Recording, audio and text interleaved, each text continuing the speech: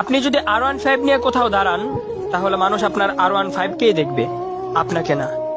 কিন্তু কোনো বিশ্বসেরা ফুটবল কিংবা ক্রিকেট প্লেয়ার যদি BMW নিয়েও দাঁড়ায়, সবাই কিন্তু ওই প্লেয়ারটাকেই দেখবে, তার BMW কেনা।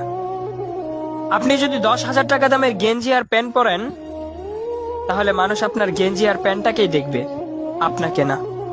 আর ওই প্লেয়ারটা যদি 50 টাকা দামের গেঞ্জিও পরে, তাহলে কেউ তার গেঞ্জিটাকে দেখবে না, সবাই কিন্তু ওই প্লেয়ারটাকেই দেখবে।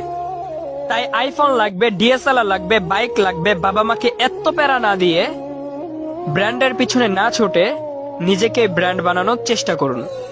নিজেকে এমন ভাবে তৈরি করে তুলুন যাতে মানুষ আপনাকে ব্র্যান্ড বলতে বাধ্য হয়। আর আপনি যখন ব্র্যান্ড হয়ে যাবেন, তখন আপনার 20 টাকা দামের ছেঁড়া রুমালটাও নিলামে বিক্রি হবে লক্ষ টাকায়।